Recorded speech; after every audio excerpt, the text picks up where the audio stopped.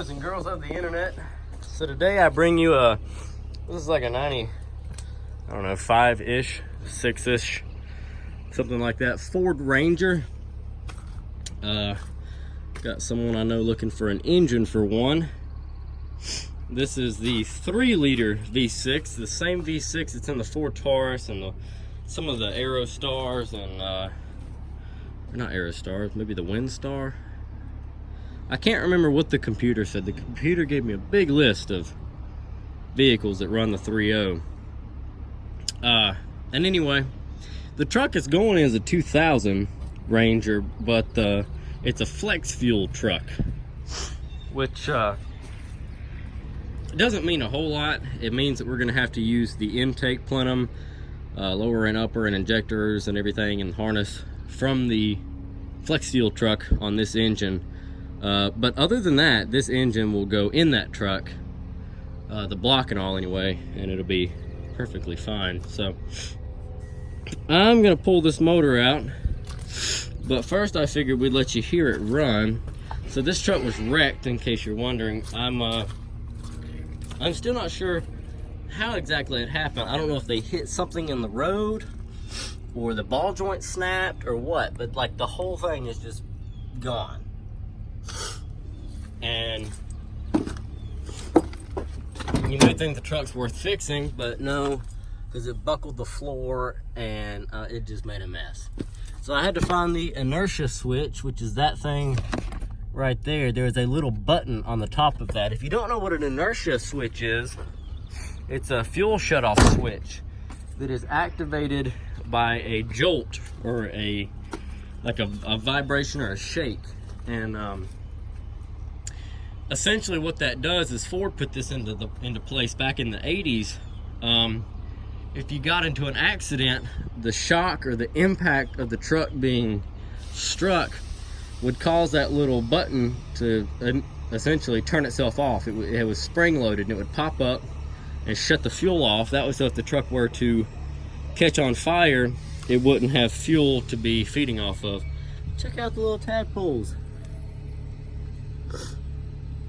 Look at them.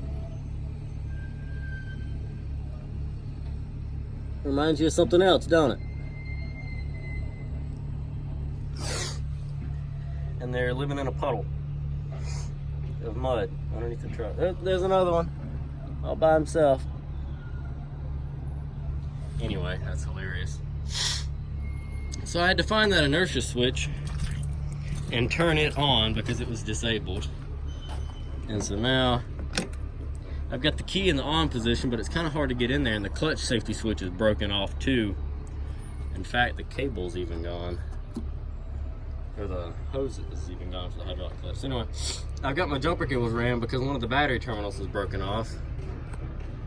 And now what we'll do is we'll use this paint roller to jump the starter solenoid right here.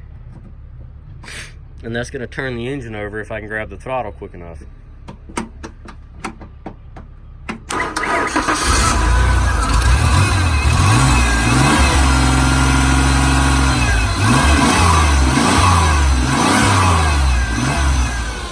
No smoke, no ticking, no knocking.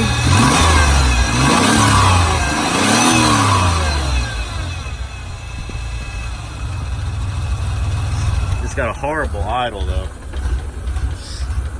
And I'm thinking because all those vacuum lines are broke over there, you can hear it sucking air.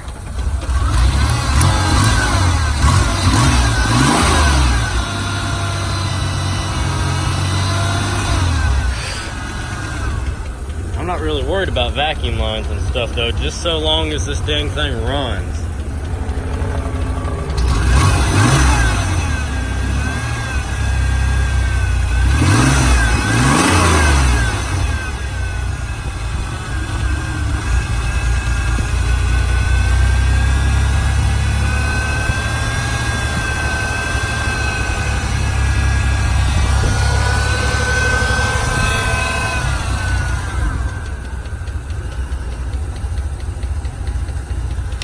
Motor sounds pretty healthy too, so I'm confident. Let's try to find something to kill it.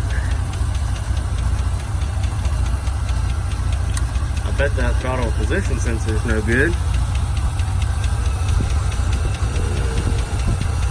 That ought to kill it. Can't get it unplugged. Go figure. I could just unhook the starter, I guess. There's the alternator. Or I could just not be lazy and go in here and grab the key.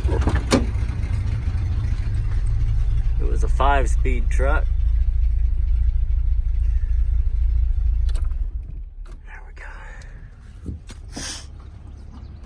So anyway, I just needed to see the engine run.